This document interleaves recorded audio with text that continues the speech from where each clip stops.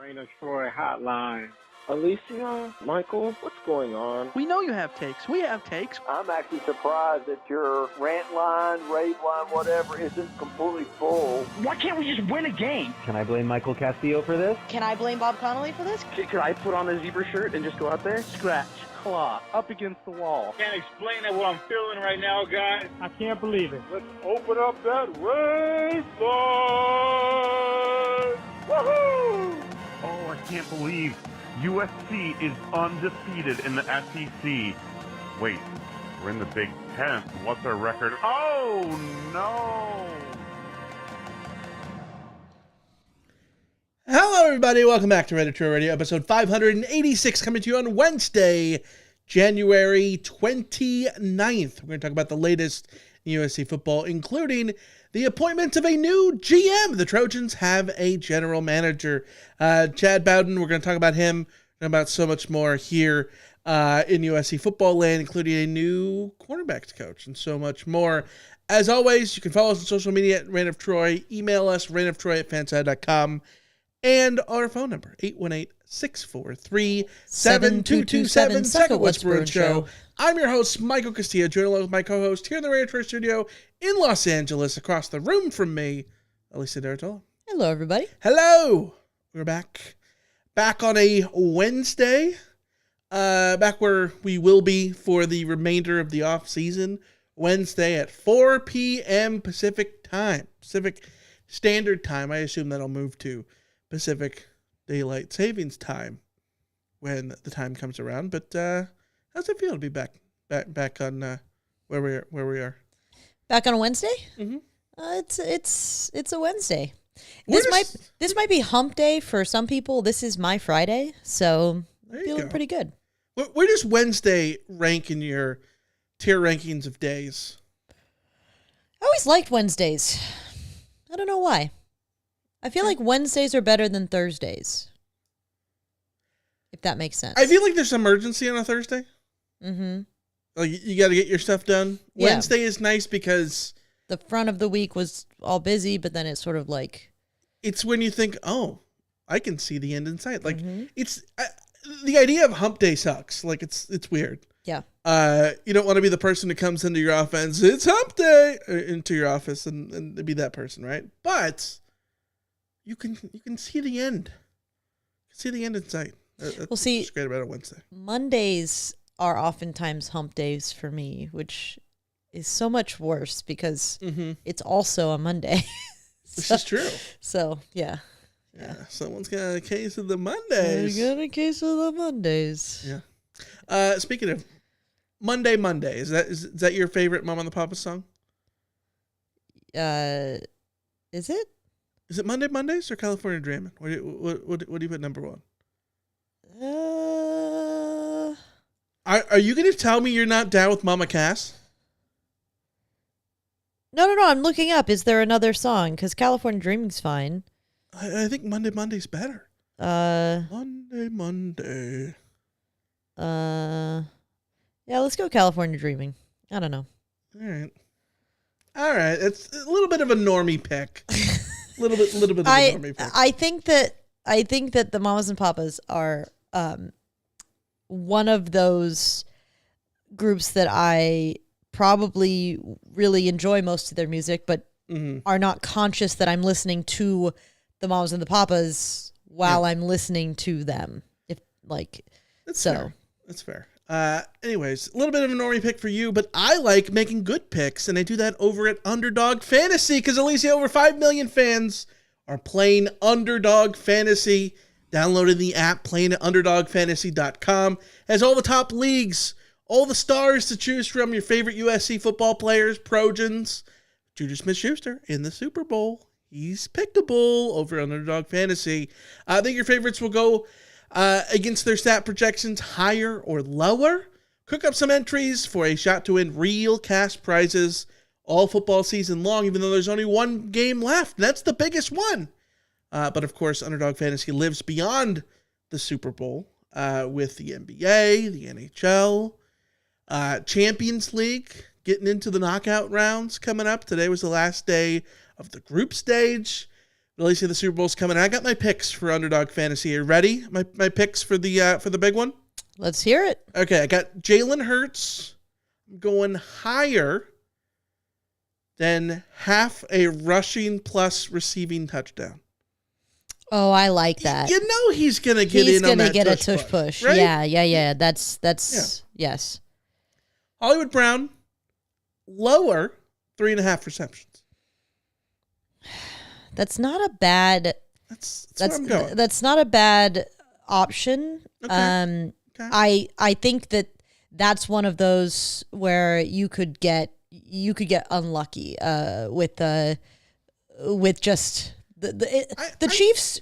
The Chiefs receiving core is very difficult to figure out who is going to be active and who is not at any given moment. Well, I'm feeling good about it. Hollywood Brown, lower than 3.5 receptions is the stat projection, 3.5. Let's go to Dallas Goedert from the Eagles. I'm going to go higher than 52.5 receiving yards. Oh, played a big role the other day. I would go lower went over there. The Commanders. I would go lower there, but I like him. Yeah, A big Goddard guy. Okay. And then last one, Patrick Mahomes. I'm going higher than 6.5 rushing attempts. Eagles got a good defense. I like higher to there. Scramble a little bit. I like higher there 6.5 just from the rushing scrambles attempts. for sure. Yes. That's my entry. All those picks are my entry over at Underdog Fantasy. If I hit the higher or lower on all of those, I'll be feeling pretty good because Underdog Fantasy is the best place to play Pick'em. Download the app, sign up with promo code Reign of Troy, and deposit now to get up to $1,000 in bonus cash instantly. That's promo code Reign of Troy, all one word, REIGNOFTROY. Reign of Troy. You must be 18 years or older, 19 or older in Alabama and Nebraska, 19 or older in Colorado for some games, 21 or older in Massachusetts and Arizona, and present in a state where Underdog Fantasy operates. Terms apply. Void in Colorado for some game concerned with your play. Call 1-800-GAMBLER. Visit ncpgambling.org. In Arizona, call 1-800-NEXT-STEP or text NEXT-STEP to 53342. In New York, call the 24/7 HOPE line at 1-877-8-HOPE-NY or text HOPE-NY to 467-369. Alicia, Before we move on, since we're talking about the big game, just now I realized, obviously Juju Smith-Schuster plays for the Chiefs. I did not realize that Christian Roland Wallace is with the Chiefs, and Marlon Tuipulotu is technically with the Chiefs, but on IR. Yeah, Christian Roland Wallace, my favorite cast member of the movie The Patriot, I think. Doesn't it sound like someone who would be in the movie The Patriot? I mean, yes, but that's also a very random pull. Is it? The Patriot? The Mel Gibson movie? The Mel Gibson movie about the revolution? Yeah. That seems like there'd be someone in that movie named Christian Roland Wallace. You don't think so?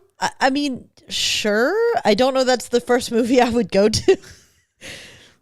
But sure. I can't think of another movie that's of the time period. How many movies of the 1700s can you think of? I mean, there are a lot of them, actually. Are there? They're not really coming to mind at this Exactly. moment. The case in point. Yeah. Anyways, you want to turn back the clocks? We can turn back the clocks and maybe some of that negative hype around USC. Maybe a little bit. Not really totally, but maybe a little bit. And you can start feeling better about the Trojans because USC has a new GM.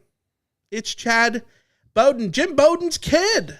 Yeah. Previously the GM at Notre Dame for the last 4 years. He came to Notre Dame along with Marcus Freeman. Marcus Freeman packed him in his suitcase from Cincinnati when Cincinnati lost Marcus Freeman as their DC to be the Notre Dame DC in 2021. Bowden tagged along. He was the director of recruiting under Luke Fickell at Cincinnati, which means he probably knows of Sosna, right? They've crossed paths. You'd think so. You'd think, right? Yeah, maybe at some point. Either way, Chad Bowden, of course, the son of former GM Jim Bowden, who was at the time the youngest MLB GM in history when he took over as the GM of the Reds back in the early 90s. Chad Bowden, what's he like, 32? They're all in their 30s, and I try not to think about that. Why? Because you're in your 30s? Yes. Yeah. Yes, because I am the age of, I am older than, I'm beginning to be older than, like, the sort of young up and coming, like, head coach people. And I am just sort of ignoring that. In my mind, I'm still fresh out of college. You know what I mean? In my mind, I'm still 16. So. I mean, that too. But, like, I remember when, SC got, like, Mark Tyler. Mark Tyler was in my recruiting class. If I was a recruit, me and Mark Tyler would be in the same class. Yeah, like, see, Marcus Freeman is 39. Yeah. Which is older than us, but okay, can I tell you a thing that this is random? I'm sorry, I'm in a weird tangent. I'm gonna get back on topic in a second. I was watching a TikTok of a TikTok comedian that I like, and she's talking about how she met this dude at a bar, and she's 23, and she hit it off, and then finally found out that he was born in 1984, and she's like, that means that he's 41, and I'm like, 1984. Good Lord. And she's talking about how this man is too old for her.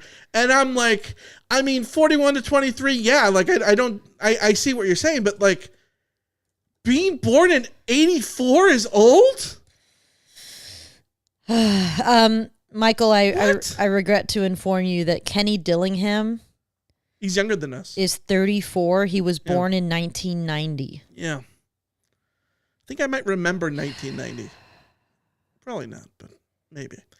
Either way, Chad Bowden. Although, to be fair, I mean, the good news here, the good news is, I'm not sure how old this article was, but obviously it was from at least the last couple of years. True. I think there might only be one. Hold on, I got to look at birth dates. Okay. Scotty Walden of UTEP is just a couple months older than me. A couple months younger than me. So there are only 2 college football head coaches coming into 2025 who are younger than us. Only 2? Dillingham and Waldron. Walden. Okay. Sorry. Walden. Yeah. Okay. Like the salt. Yes, but Malden. But like Spencer Danielson, the guy who just took Boise State to the playoff, is like a year older than us. Nice. Yeah. What's it like to have Dan Lanning that is like 3 years older than us. What's it like to have accomplished stuff at our age? I mean, I'm just saying, like, what is that like? I don't know. I consider it an accomplishment to be alive. We're just barely off our parents' phone bill. Yeah. You know what I mean? So, we're there. Yeah. Anyways, Chad Bowden, early 30s, whatever it is. Age is just a number, potentially. That's what they kind of say. Rumored to be receiving about $1 million in salary. This according to, I think it was Football Scoop that had that. Like that was a bunch of places. Tons of places. Yeah. Which is more than triple his salary at Notre Dame. And he's been highly sought after. Michigan, when Sherrone Moore took over in Ann Arbor a year ago for Jim Harbaugh, one of his first calls was to South Bend to see if he could woo Bowden up to Ann Arbor. Did not happen. He decided to stay at Notre Dame, but Lincoln Riley makes the call. USC makes the call. Whoever you decide makes that call. It works, in part because they triple up his salary. Your thoughts on bringing in Big Chad? It's a big swing. Yeah. You go out and get the GM, a person that a lot of people say is kind of a linchpin figure, somebody who could be considered Marcus Freeman's right-hand man at Notre Dame after they go to the national title game. That's pretty big. Do not let Notre Dame fans who are in full-blown cope convince you that this isn't a huge hire for USC. I don't think that this means that Notre Dame, falls off a cliff or anything like that, but there's no question that this is somebody who is very important to Notre Dame's infrastructure that USC is now tapping to fix USC's infrastructure in ways that will allow USC to be in a similar position to where Notre Dame is and has been over the last couple of years. Throwing out a $1 million salary, we knew that USC was swinging for the fences when they went after Alabama's GM. Didn't pull that off, but I think it's very gratifying to see that despite swinging and missing there, they obviously were still swinging for a home run. And I think a lot of credit, as Rama Murdy in the chat brings up, Jen Cohen made the call. And it seems to me like the athletic department under Jen Cohen, we talked last episode about how in the state of Troy, she talked about how football was going to be a priority. It is clearly a priority. They are not skimping out on the money that it takes to bring in the personnel people that you need to have a strong structure at USC. And this is the one area where I will cut Lincoln Riley some slack. I do think he has underperformed at USC. But one of my biggest concerns about USC during the Clay Helton era, separate from the Clay Helton of it all, but the 10 years, before the Lincoln Riley hire, it had felt for a long time that USC was falling behind on all of the structural things that the top football programs were doing. USC was late to the game in terms of adding a lot of support staff. USC eventually caught up, but they were playing from behind. They were, the NIL stuff they've been playing from behind. The just staffing and structure and competence of the athletic department and stability of the athletic department, they have been playing from behind. And it's nice to see Jen Cohen come in and clearly be committed to stopping the whole playing from behind part, because everywhere you look, everyone else you see, there aren't a lot of GMs that are being paid $1 million, but there will be. There will be very, very soon. That will be the going rate for a GM. The role of a GM will become more and more important in college football. So this is for once USC getting in, if not early, then on time. And that's pretty big. And again, it's not somebody who USC just sort of brought in from internal or promoted a yes man or a has been or anything like that. USC went out and got a person that major college football programs were committed to trying to have. Notre Dame saw off Michigan's approach last year. They clearly wanted to keep this guy around. Michigan, in a period of transition, clearly wanted him there to help with that transition. So this is a big hire by USC. Very, very positive step. And I think it bodes well for the future of the program that they're operating in this way. Yeah, 100%. We talked about it last year.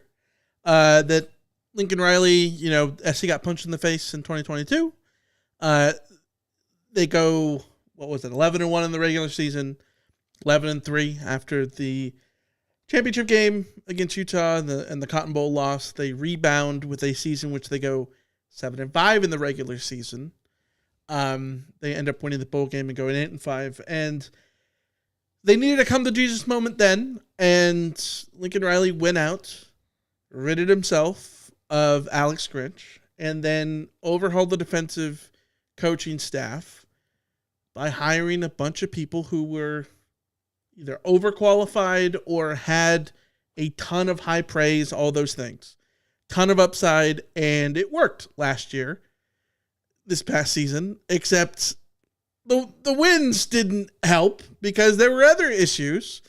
And this offseason, it seems more so that, when Lincoln Riley is needed to make coaching hires again, he's sort of done the same process and made good hires. But more importantly, the athletic department, I think, has done the same thing on their end, too. When you look at, it would be really easy to, just make the GM hire someone who knew the fight song and all that stuff, like you mentioned, but go out and hire someone who's done it. It's a position that is so new in college football. It helps, even if, Chad Bowden hasn't done it long. Nobody has done it long. He's done it at all, right? Like that is a big ringing endorsement. And then, you go on Reddit, you go on message boards and see what Notre Dame fans are saying.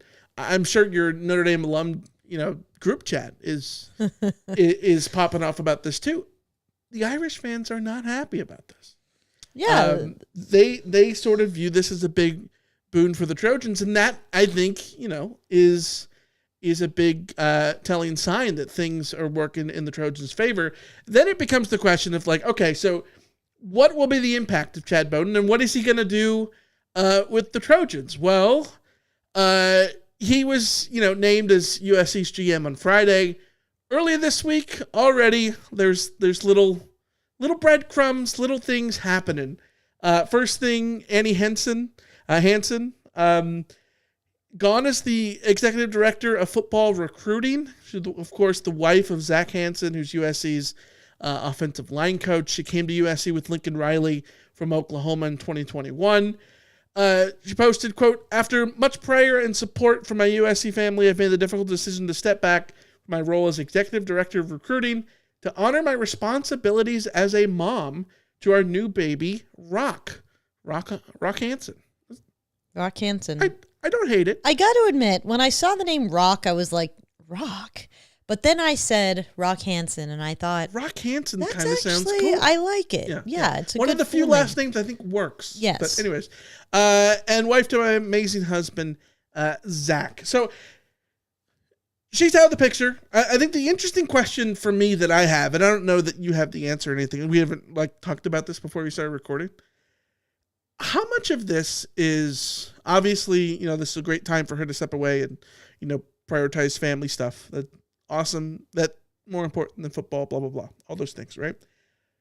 But how much of this also is SC's opportunity and Chad Bowden's opportunity to reorganize the org chart, right? Hansen was executive director of football recruiting. Can that title coexist with a GM? I don't I don't actually I need a map. I need someone to pull up a napkin and draw out who reports to who kind of deal. You know what I mean? Yeah, well, I mean, and this is my biggest question is I would love to see an organizational chart after the arrival of Chad Bowden and sort of how he sees all of this and how the restructuring will go. Almost certainly there will be a certain amount of restructuring, shuffling around, clarifying of roles, expanding of roles, adding additional roles, whatever it is that these things happen. This is all uncharted waters for USC essentially. So my answer to the question of how much of this is what I always try to remind people is that these decisions that people make are made in multiple dimensions, and there are professional decisions and there are personal decisions, and you don't necessarily in our lives, people who aren't in these sort of high powered college football positions, we are taking everything into account. You take your work life into account. You take your home life into account. You take your responsibilities in all realms into account when you make these kinds of decisions. So right. I would say that this has to be a multidimensional decision. Sure. With a new baby coming, I think it makes perfect sense when you factor in a new baby plus having to juggle the reorg, changing of roles, all of that kind of stuff. It does seem like great timing if there wasn't a baby involved. Maybe Annie Hansen would have had the energy and the drive to say, okay, we'll work it out, I'll figure it out, or find my role in this or whatever. And maybe not. Maybe she would have been out as well. But when you factor in, like, your husband just got a promotion, you don't have to be working.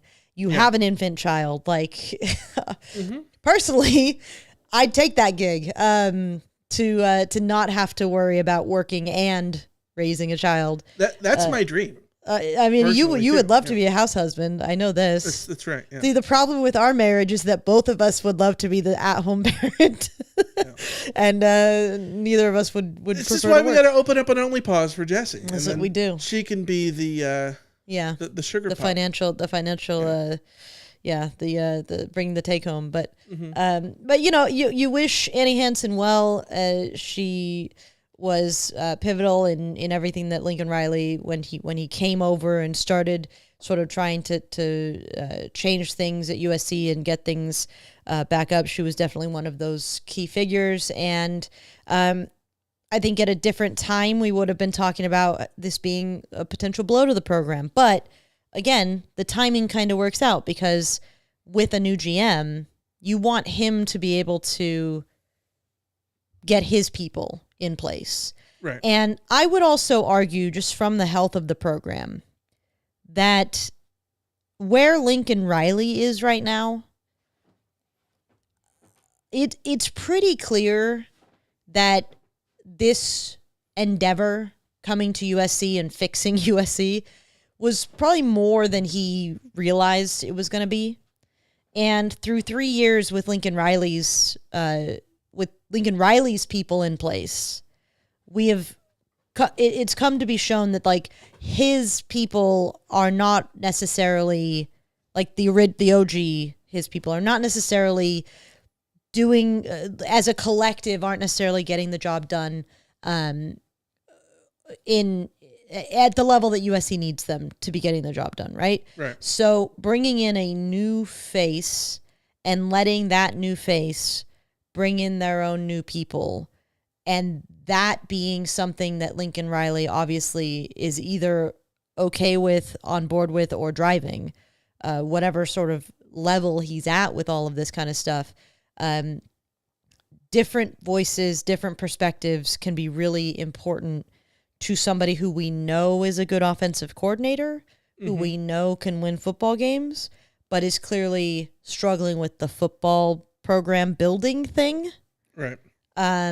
So new voices, I think, it just sounds like a good idea. Yeah, 100%. And when you look at, so much of the commentary around SC recruiting has been the inability to focus on the California guys, right? The inability to have the top 5 classes that Sark and Kiffin and Carroll were able to pull in. They're showing that recruiting absolutely, and NIL stuff absolutely, is a higher priority. And, to pull in somebody around Murray says love stealing a top-notch person from Notre Dame. Yeah, like, Notre Dame clearly knows what they're doing, right? Like, do they have the biggest NIL investment? No, that's like Oregon and Ohio State, right? Mm-hmm. But like, they are a program that is working in sync, that is having success doing what they're doing. There was a tweet that went around early last week, or in the end of last week, from, where is it, Jack Sobel? Yes. If Marcus Freeman made a list of people at Notre Dame he could least afford to lose, Chad Bowden would be number 1. And he's a beat writer for the BGI News and On3. So he covers Notre Dame. He knows what he's talking about, right? So, like, go get someone in a position who knows what they're talking about and make things happen and prioritize recruiting. And it not only did that with Chad Bowden, but if there's change underneath, you want to hope that it's the correct trajectory that everything else is going. And don't want to touch on this too much, just a little eyebrow wrinkle thing here. There was news that Chad Bowden was bringing the director of player personnel from Notre Dame along with him. This was posted literally by Football Scoop today. Quote, multiple sources tell Football Scoop Wednesday that Bowden is hiring away Notre Dame director of player personnel Zaire Turner into a key role of similar stature within the USC Trojans program. Notre Dame had allowed her to do a bunch of in-person visits during the college football playoff because the coaches were about busy doing that. She was previously at Virginia Tech and, sort of worked herself up into the program at Notre Dame and all that stuff. But within like an hour, that story was already taken down from Football Scoop. So connect the dots, read the tea leaves as you will. We don't like talking about rumors per se, but like Football Scoop is a reliable source when it comes to coaching stuff. And it's weird to see them pull something back this way. Yeah, this I don't know how to read that. The article got scrubbed from Football Scoop. There hasn't been chatter about it on Twitter or anything like that, but it does. MSN picked it up, so the little API pull for the repost of it is still live from the MSN side. So it obviously it did exist. Right. The fact that it got pulled may suggest that this is something like USC expects to hire, and then Notre Dame comes back with a, hey, we'll give you a promotion, we'll pay you, blah, blah, blah, blah, blah. And that there's the tug of war trying to make the hire, keep the hire versus make the hire.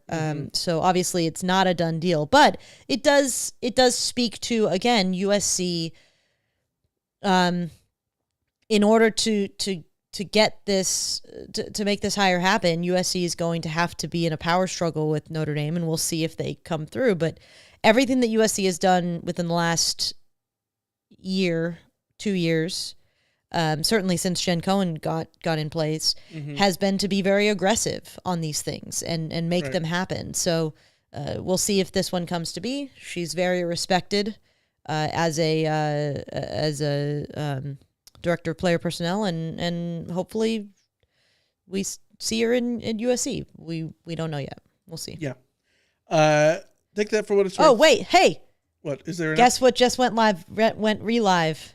The same post? The same 6 minutes ago, John Bryce reposted it. Sources, Chad Bowden, USC nabbing Zaire Turner away from Notre Dame. Is there anything different? Okay, hold on. I still have the old tab open. Okay, so I'm going to read it. Okay. And you tell me if it's different. Okay. As Chad Bowden seeks to put his stamp on USC football in his new role as Lincoln Riley's general manager, Bowden is posed to bring a familiar face from Notre Dame with him to the West Coast. Yep. Multiple sources in the Midwest tell Football Scoop Wednesday that Bowden is hiring away Notre Dame director of player personnel Zaire Turner into a key role of similar stature within the USC Trojans program. Slight differentiation on terms. The Midwest? The Midwest is new. Keep reading. Turner has been a trailblazer in college football in her climb at Notre Dame and in Bowden's recruiting and personnel department. She was elevated to the Irish's DPP a year ago and has further proved invaluable the last month as Notre Dame advanced. That's to all its the first ever boilerplate. This is all B-roll. B-roll. Yeah. So they added 2 or 3 words in the Midwest, which I is so interesting. Let's just back up, take a moment. Clearly, USC intent, or clearly there is smoke around the idea of Zaire Turner coming to USC, joining Chad Bowden at USC. The Midwest thing makes me think that John Bryce doesn't have USC sources that are confirming this. Sure. But it's still, again, like you said, Football Scoop tends to be a pretty reliable source. They have a lot of connections. It's. Let me throw this your way, though. If who would you trust more on a move like this? Notre Dame sources or USC sources? I would argue Notre Dame sources. It very well could be Notre Dame sources, because Notre Dame, if there was the power struggle, contract negotiation type leverage play and all that stuff, they would be the ones knowledgeable of that side of things more than SC sources. Well, they would. What I was saying is more like if the sources were from USC side, it can always be like in recruiting where it's like USC people think they can get this person. Right. Whereas sources from the other side make it sound like Notre Dame knows that she's leaving. Mm-hmm. Right. Yeah. Yeah. So take that for what it's worth. Late breaking news, re-breaking news, I guess, about Zaire Turner. It happens live. Yeah, absolutely. Let's talk about the other news to discuss. USC has gotten a new cornerbacks coach. It's Trevon Reed, cornerbacks coach previously at UCF. He's only been a position coach for a single season at UCF. He coached Chasen Johnson, a guy who committed to the Trojans for about 34 seconds last month before going to SMU. No, committing to SMU and then backing off that commitment and going back to UCF.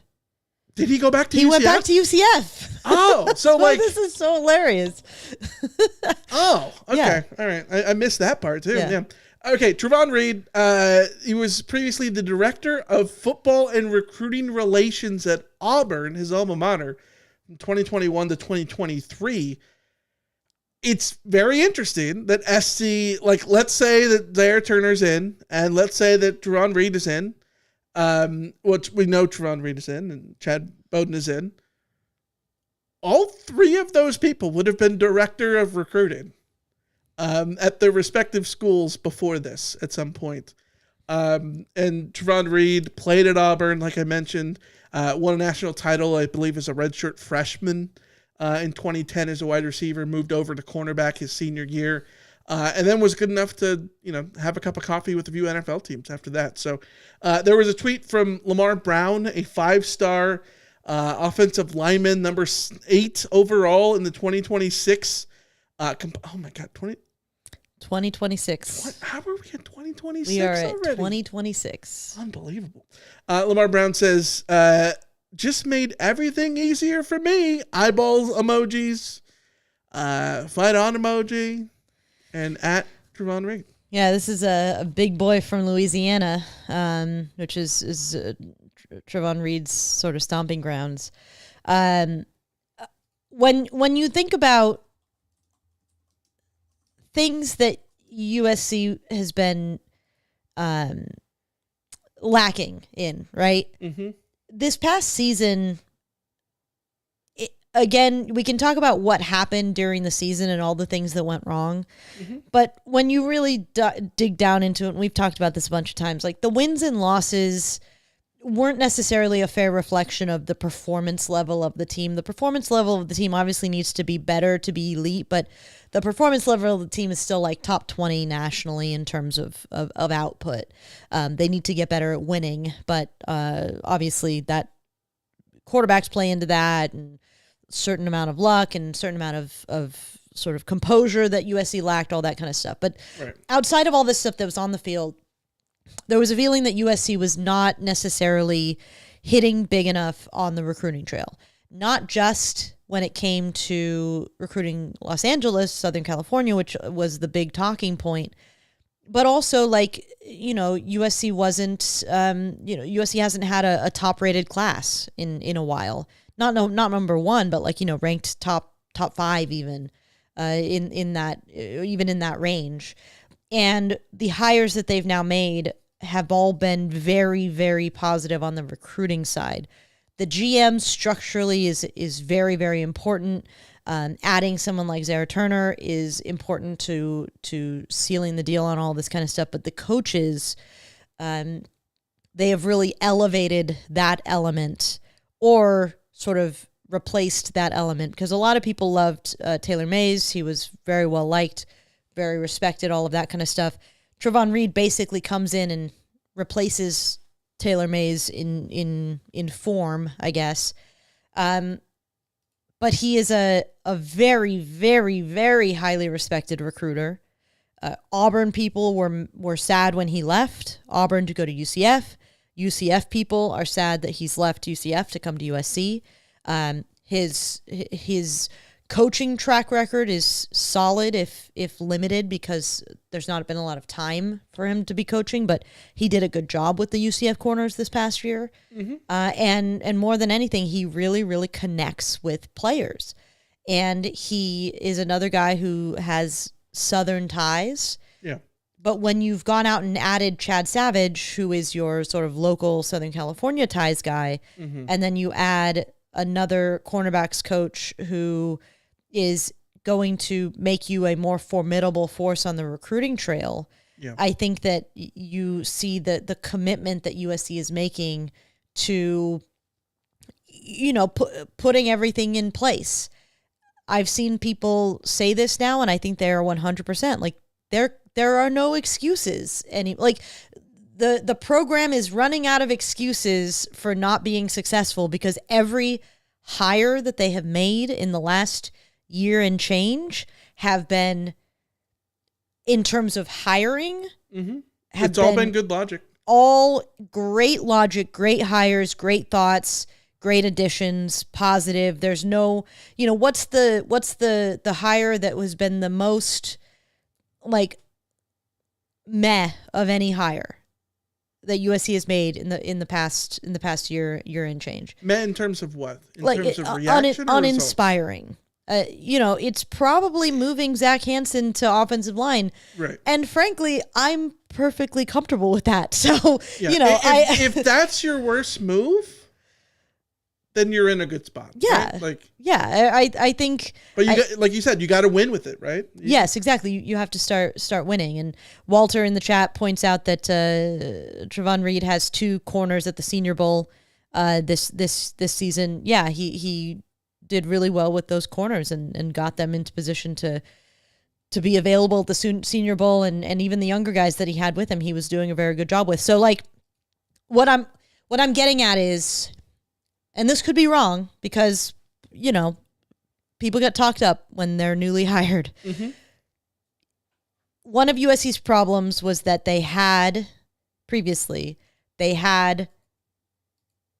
really good recruiters who weren't great coaches, and they had some good coaches that had zero interest in or skill at recruiting. Yeah. And the 2 hires that USC has made this year, Chad Savage and Trevon Reed, they both seem to have impeccable reputations as recruiters, while also, and again, this could be wrong, you never know, but while also... It's hard to say with Reed, given the short, yeah.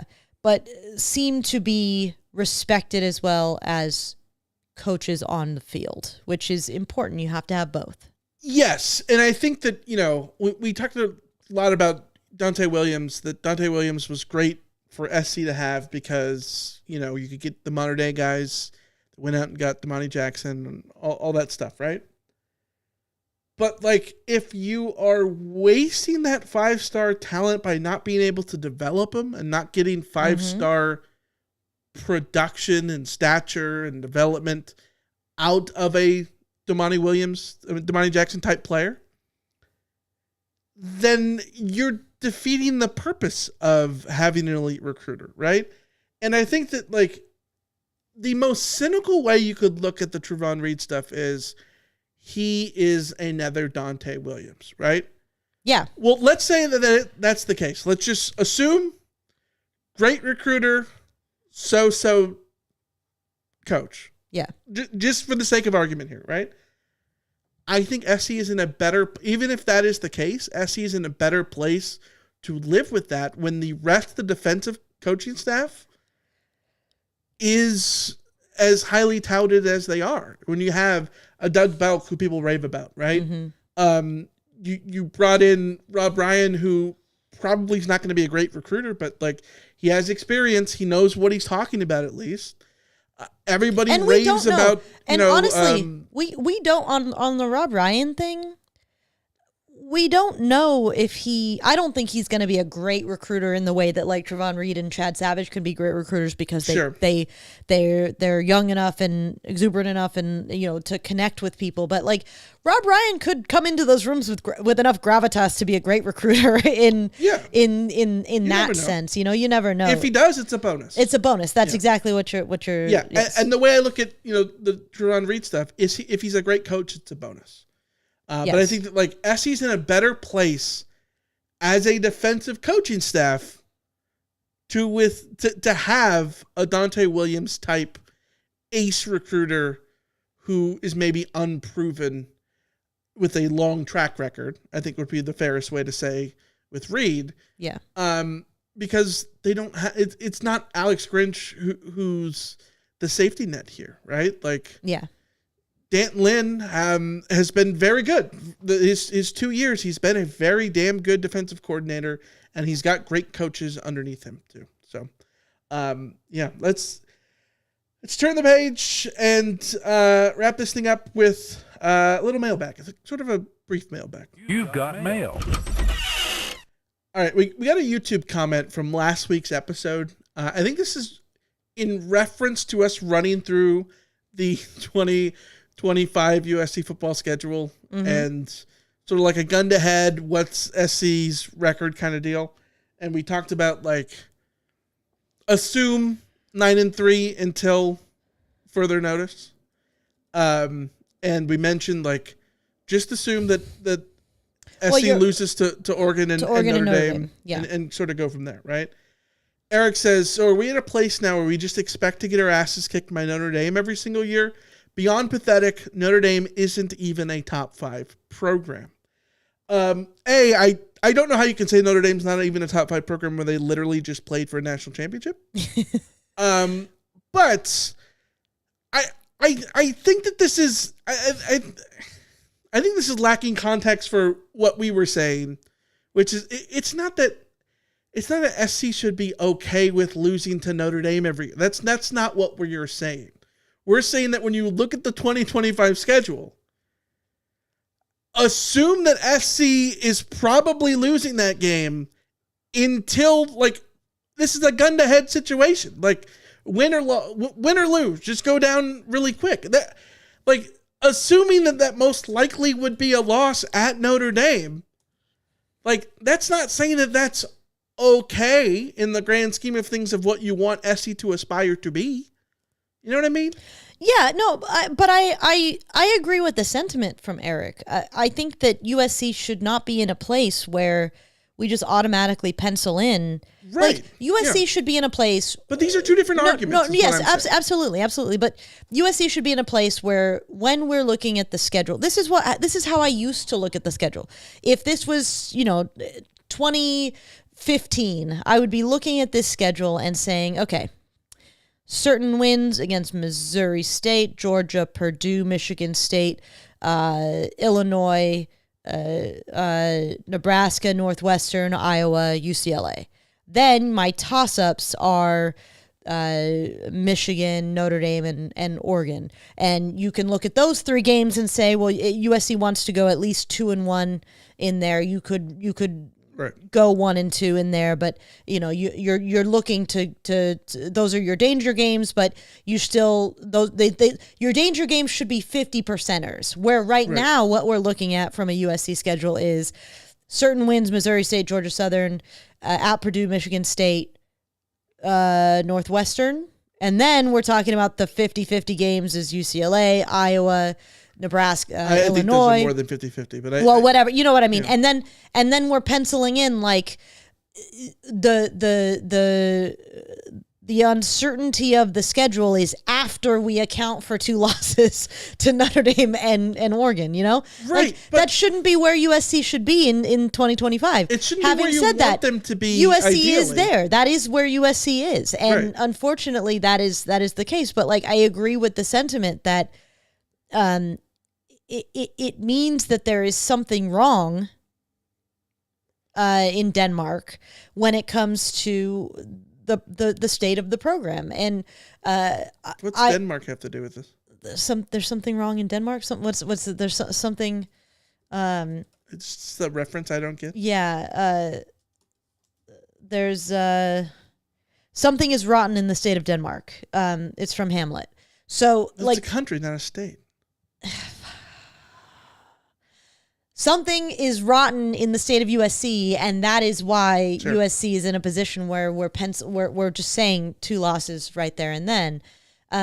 But when I will continue to say, and this is off-season optimism, and take it for what it is. Mm-hmm. But when I mean, this past season, USC could have beaten Notre Dame. There was no reason that USC couldn't have beaten Notre Dame.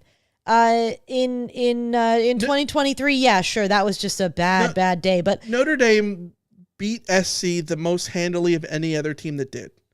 But it was still a game in which, and I say that because it's the only game SC didn't lead in, right? Yeah, USC was competitive in Notre Dame. And I would say that despite the scores not always reflecting that, outside of 2017 and 2023, USC's trips to Notre Dame, USC's last win in South Bend was 2011. The Juwanza Sterling yes. Chris fumble. Since then, USC has not won a game in South Bend. Yeah. But that doesn't mean that USC has been in games in South Bend that they couldn't possibly have won. SC is literally recruiting guys who have never seen SC win in South Bend. In South Bend, yes. But like outside of 2017 and 2023, the games that USC lost in South Bend were games that they didn't lose them because they were played off the park or anything like that. Sure, they just lost them because, because of the Clay Helton of it all or the Lincoln Riley of it all. So what I'm getting at is that when you look at this coming schedule, if USC has gotten things right this year in the offseason, if, these are big ifs, USC has figured out how to win, then that October 18th date at Notre Dame should be a game that we go into saying, like, let's say everything goes right for USC. They blow out Missouri State and Georgia Southern. They are significantly better than Purdue and Michigan State. And then they go to Illinois and put on a show, come home and trounce Michigan. We're walking into October 18th at Notre Dame and saying, why not? Right. Why not? Yeah. But that is something that USC has to earn by winning those games the way that I describe. And until USC does that, then yes, we will sit on this podcast and say, I cannot reasonably put together a win-loss projection for USC without accounting for losses at Notre Dame and at Oregon. Yeah. Okay, I'm going to put my Ryan Abraham hat on. Okay. It's on. So you need a food analogy for this. It's like Eric is saying that it's pathetic that SC doesn't have a Michelin star at their restaurant. But SC is a restaurant that hasn't earned a Michelin star yet. You have to earn the Michelin star to get the Michelin star. It's not embarrassing that yes, you aspire to have a Michelin star, and which is why you should be frustrated that you don't have a Michelin star. I get that this is a great analogy. I love this analogy. Having said that, I do not think that this analogy applies to USC because USC isn't even cooking Michelin star. That's the point. Isn't even cooking food. No, because what I'm saying is before you get a Michelin star, your restaurant is at Michelin star levels. Sure. Because in order to get a Michelin star, you have to. Okay. I went in too deep on the you did. You proposed something that I know too much about. So, in order to get the star, you have to have been operating at the level that when the Michelin people come to evaluate you, they say, haha, you have a star. Right. The problem for USC is that they are not. They're still in the Italian beef stage. They're not one of those. They're not one of those restaurants that is my brother is going to and having their tasting menu and coming home and saying, I think they're probably going to get their Michelin star sometime soon because that's how good it was. No, USC is operating like USC is Outback Steakhouse. Like, you go there and sometimes you get a meal that you're really happy with. And sometimes you get a meal that's just like, why did I order the steak? Like this was, I should have known better than to order the steak. Yeah. That's where USC is. They're not even at the level that they are the restaurant that you go to and you hope that the good chef is there. But it might not be the day when the good chef is there. Yeah. Or as Kenny says, it's Chano's. El Güero? El Güero. Yeah. Which it's very funny that that's the name of it now. But yeah. You know, we won't go into racial stereotypes on the pod. But Robert Murdy, we're more like Denny's. I mean, and to be fair, Denny's, like, sometimes I go to Denny's and I'm like, damn, this is really good. This hit the spot. And sometimes I go to Denny's and think, why did I think that coming to Denny's would give me more than disappointment? See, I think SC is claim jumper. That's a fair, yeah. When we were kids, we're like, this is the pinnacle. This is the best. This is it. Ooh, we're going out for a fancy dinner. Ooh, my cousin graduated from college. Ooh, we're going to go to a claim jumper to celebrate, right? And then you got older and you're like, this isn't what I remembered claim jumper. I mean, to be fair, it's my experiences of like islands. Claim jumper should be better than it is. No. It's not, but it's not. This is why I think islands is the perfect analogy for me, because I love islands. Like, it's one of my favorite places to go get dinner, but I always get the tortilla soup there. And I will say the tortilla soup, the level of it being satisfying is always a coin flip. Like, some days it is the greatest thing I have ever eaten, and some days it's like, this is not. It's edible, I suppose, but sure. it's not like it's not like, oh, I have to have a second bowl. Like, oh my gosh, it's so good, I have to bring this home, kind of stuff. Yeah. So that's where USC is at, and we all want USC to be, the French Laundry of football programs, but they have to earn that. Yeah.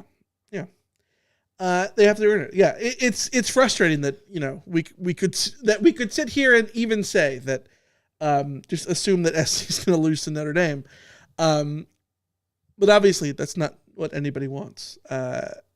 SC to be in a position to even have that thought there. It is frustrating, it is annoying, and it's pathetic, and all those things.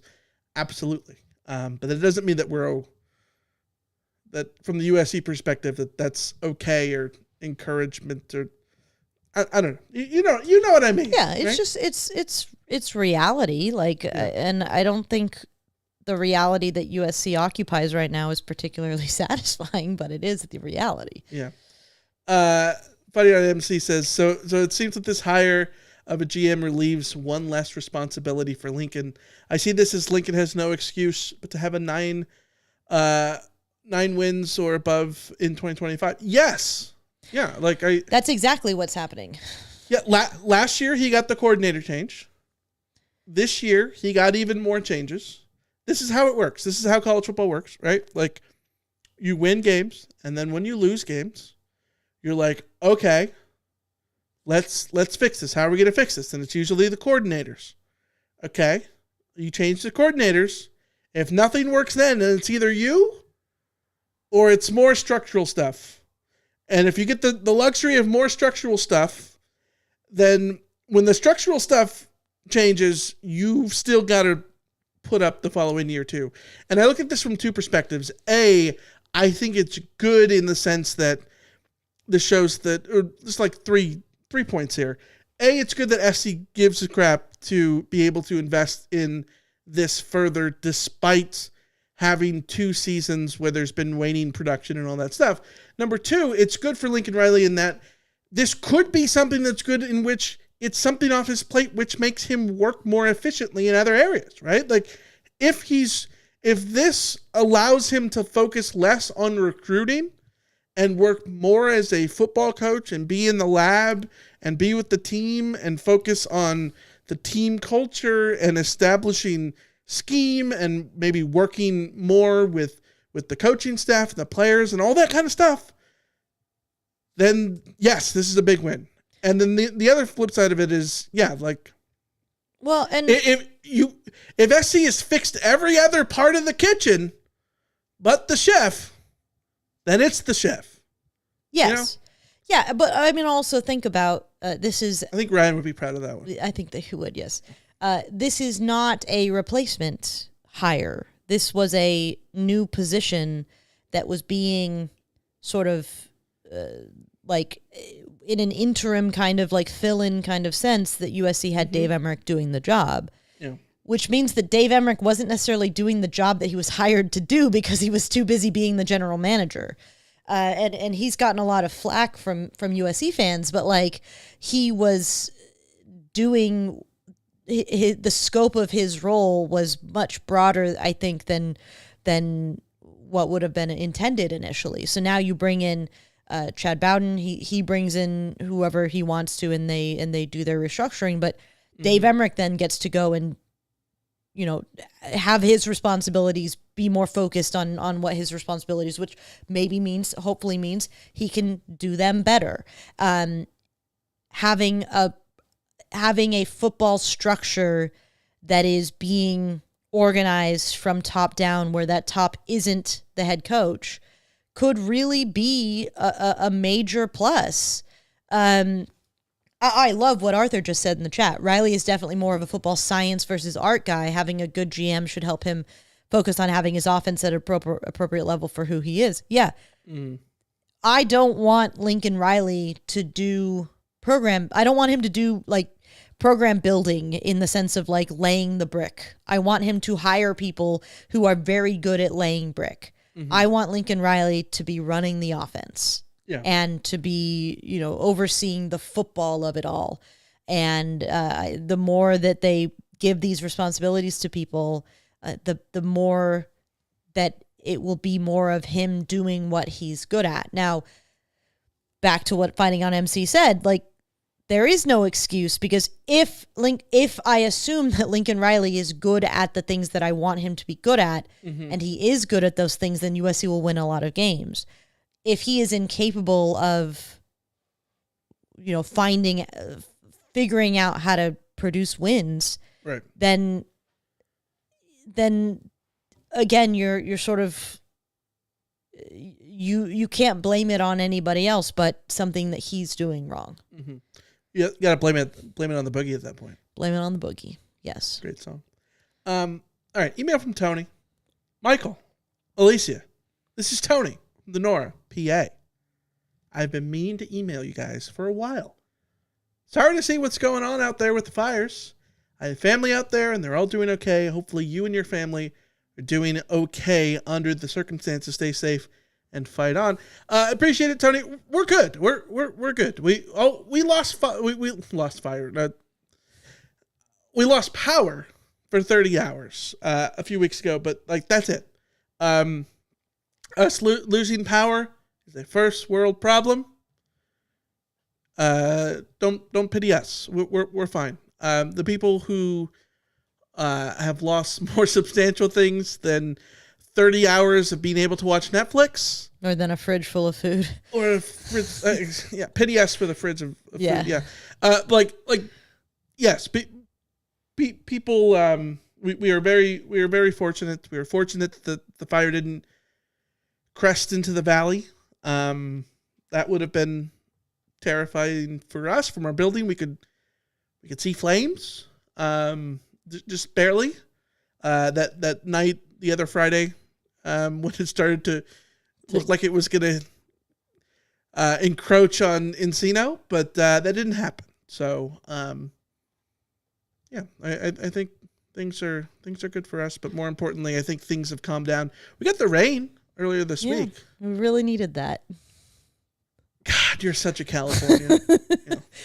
No, it's I would say that from our perspective, it's just been more of a handling like stress situation. We feel, as Michael said, like we're very fortunate to have not had any like actual impactful damage, but I will say it's been very stressful this month. And hopefully I'm sort of reminding myself how to breathe. So we're coming out of it. Okay, looking forward to to focusing more on like football and I suppose basketball and baseball and all of that. More football. Ron Murdy says, does Lincoln Riley need a coach dedicated to clock management, or do we trust him again next season? No, because all coaches are bad at clock management, and this is my thing, is like, who did I just see? Somebody hired a coach to do that. Somebody, I can't remember who it was. I can't remember if it was college or NFL, but somebody hired like an analyst or something like that who was taking care of all that stuff. Mm-hmm. And everybody should do that, because all coaches are terrible at clock management, and they should have a clock management coach, whether they designate an analyst whose job is just to calculate like the stuff and radio down to in the headset to Lincoln Riley and say you should call a timeout or you should challenge or all of the kind of stuff like that. That should be a standard thing on every coaching staff. So no, do not trust Lincoln Riley. Yes, he should hire a dedicated coach, but since he's probably not, and since people continue to not, like, just gear up for another, like, this is just the way it's going to be. Don't act surprised when the clock management is bad. It will be bad. Why? Now that there isn't any like staffing restraints on like numbers and stuff, why not treat this like F1 and have just like these people just crunching numbers and just wall, okay. So look at how it is now. We should be able to have 8 plays, and we have 8 plays, and we should be able to get down to the 10-yard line. If we run each play running 4.7 seconds. Okay, go. You know what it is? Like you could sort of do that. Have some random analyst do it, a statistician of some sort. I think that would be interesting. But I think a lot of this stuff has to happen in the off season, because that's where you come up with your parameters for what you want to do. That's how you build your card. The infamous card that says, 4th and 1 at the 37-yard line. Is that go or not? You build that card that tells you what the decision is already for you in the offseason. Yes, it was Sean McVay. Sean McVay last February hired a guy named John Streecher, mm-hmm. to be his game management coordinator. That is genius, and it should be a standard. It should be a position. Standard. Yeah. The other thing that I want to I don't like making this argument because it makes me sound like I'm carrying water for Lincoln Riley here, but like I'm not. I'm just telling you, like, so many of the things that drive people crazy about Lincoln Riley's time management is just his game plan. Yeah, like we talked about with the Penn State game. Like, you were mad at how slow that he went, but like that was by design. You don't have to like how he did it, but he did it exactly how it was intended. So, like, if you want to find someone else who makes a different decision, who decides to operate differently, sure. But understand, like, he was operating his plan exactly as he intended to do it. So he wasn't botching his plan. Well, I think, like, his plan is to slow play the 2-minute drill and maximize opportunities that way. Yes, I would counter, though, that, like, he has a plan. He has a philosophy in that period, which is, ensure that you have the ball last if possible. Yes, to slow play it, to draw clock out, and all that kind of stuff. Mm-hmm. But that doesn't mean that he always executes that plan. Sure, because it's hard. Because it's hard, yes. Yeah. A game management coach who understands what Riley's preferences for, like, philosophically how he would approach an end of quarter or an end of half situation could then help him streamline so that he can best execute that plan by using the timeout in the way that would be most beneficial to the end goal. To said plan. Yes. Yes, exactly.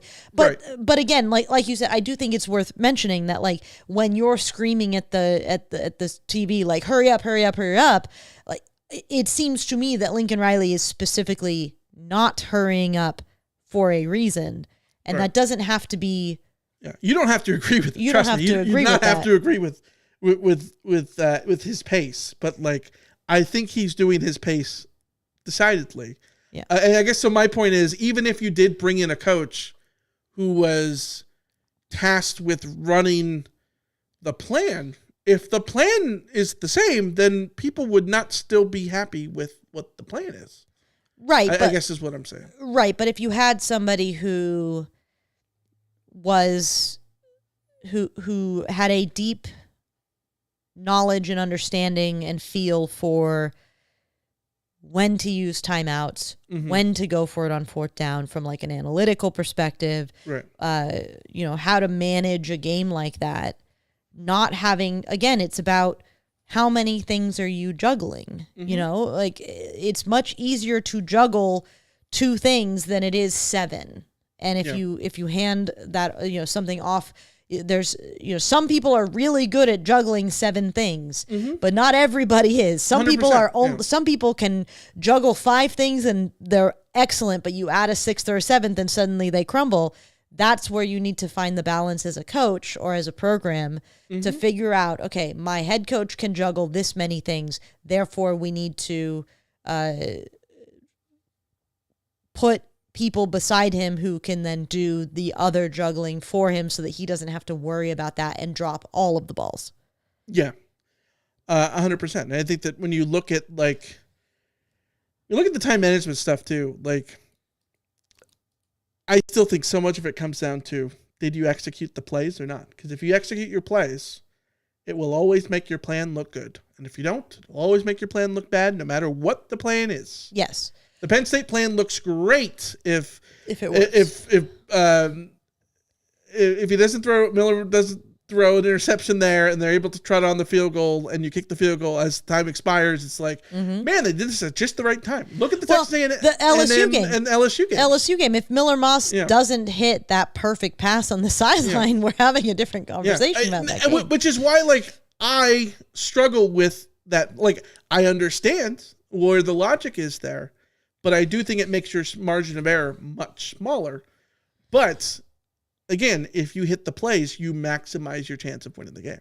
And look at Texas A&M and look at LSU. But football is also scored with 8 seconds left, and A&M and LSU didn't have a chance to respond. Yes, but like sports and football, but all sports right now at this stage of development is all about finding any edges where you can. About in soccer, Liverpool hired a coach who was specifically there for throw-ins, an insignificant part of the game 90% of the time, but when you are at the level that you're at like Premier League level, you want every little thing to be. You gotta shave every little point off of your. Yes, exactly. Or like in F1 where everybody's trying to, it might be a millimeter of change, but that millimeter can be the difference between a win and a loss.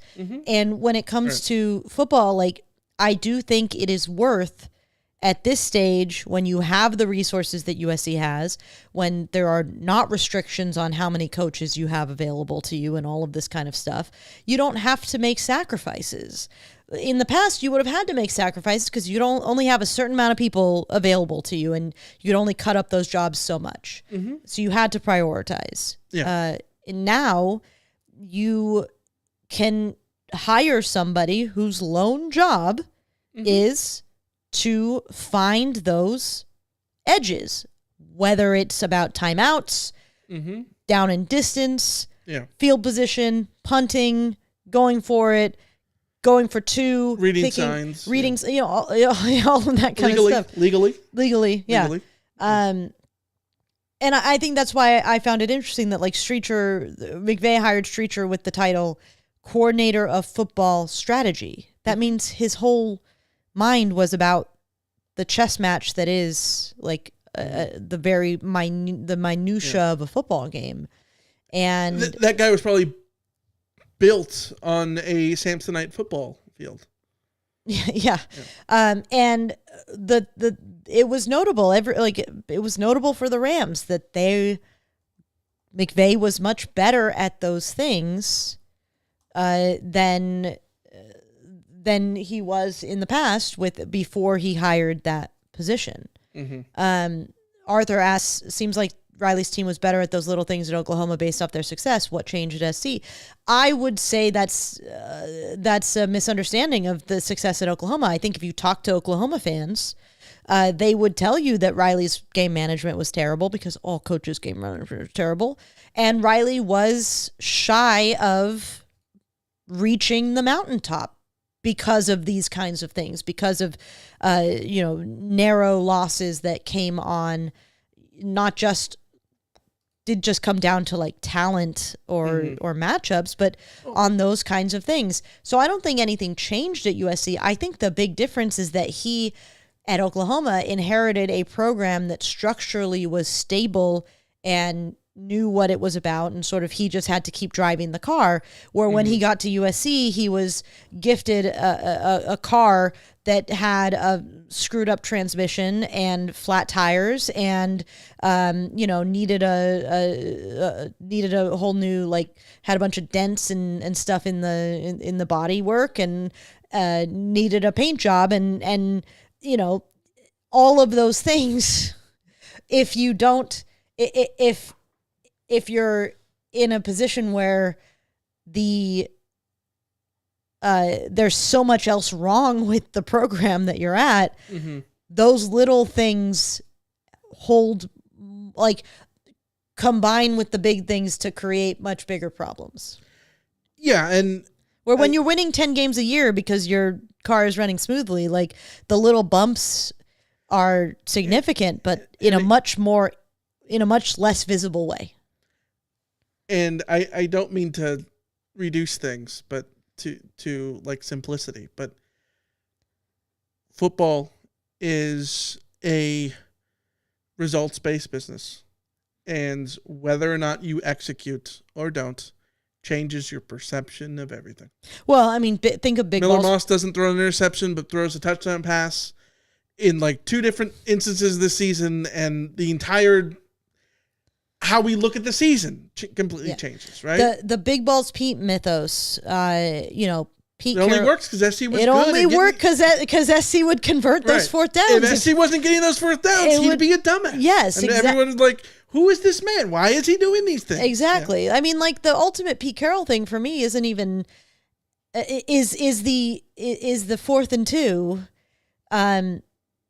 The 4th and 2, and then the Marshawn Lynch thing with the Seahawks. But, like, those are all those criticisms of Pete Carroll, which are game management criticisms, are so results oriented. As we've said before, like, if you are sitting there at USC and saying that Pete Carroll should not have gone for it on 4th down there, then you are missing what Pete Carroll's entire philosophy was all season, whole tenure, which was to go for it on 4th down.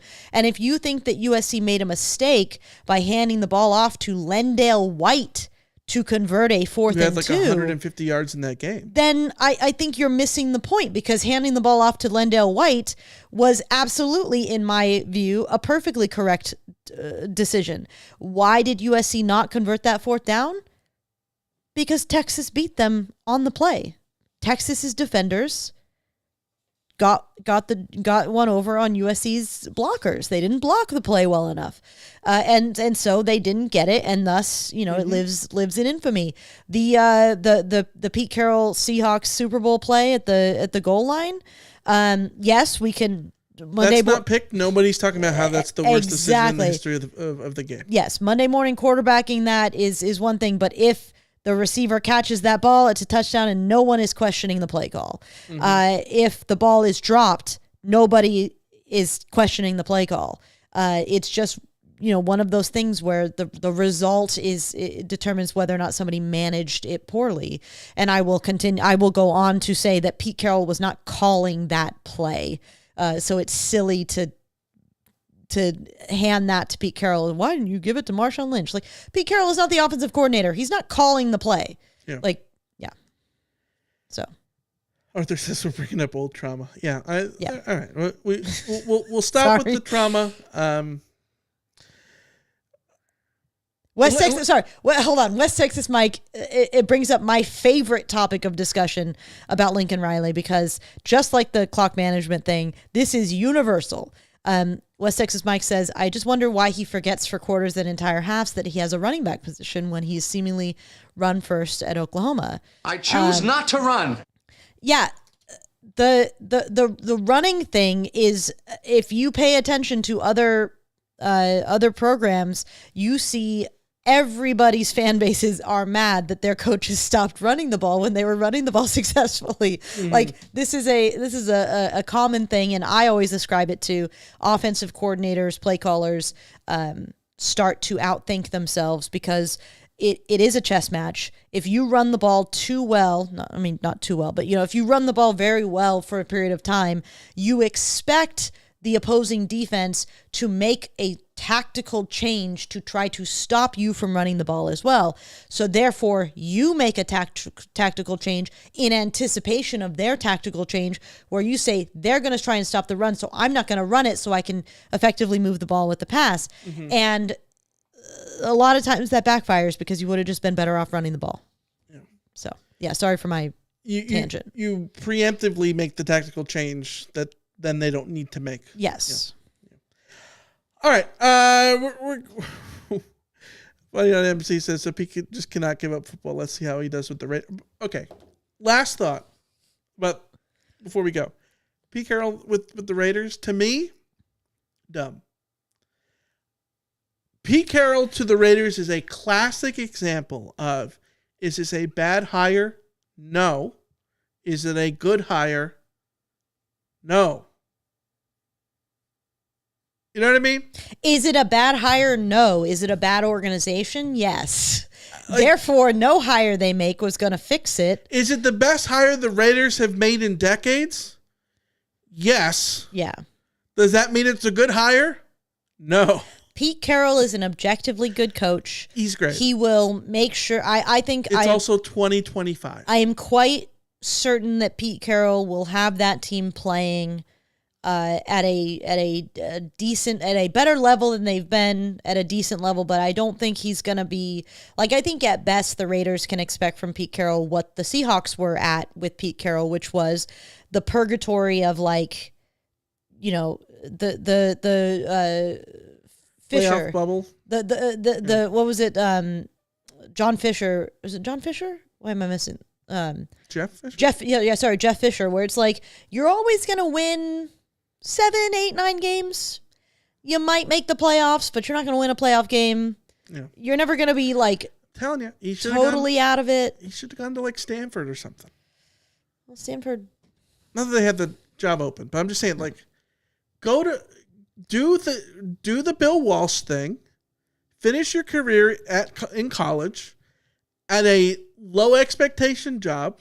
Mm-hmm. If you don't win, well, it was a low expectation job. Hard to win here. If you win, well, then you look like even more of a genius. Plus, you qualify for the College Football Hall of Fame. Yes. That's what I would have done. There you go. But, yeah. All right. We're gonna skip out there. We will see you guys next Wednesday. Presumably, SC will have more hires to talk about because that's how podcasting works.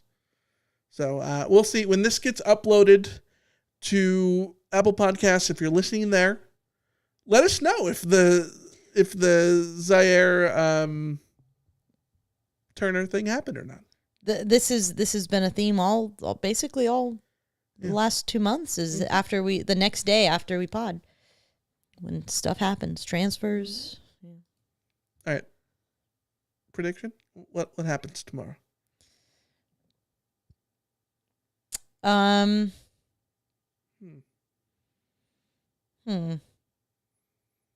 West Texas Mike says, I have no idea when the show is anymore. Neither do we.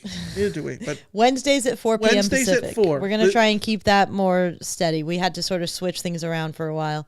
What time did you say we were eating? At 4? At 4? That's what we would like to do. At 4?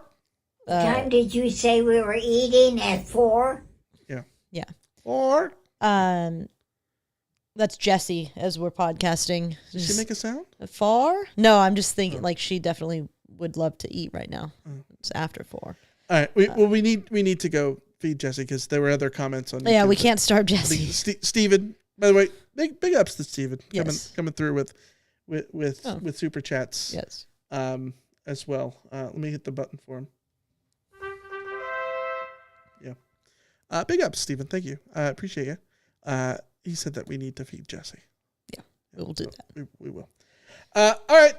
Even then, we will see ya. Until then, adios. See ya. See ya. Bye.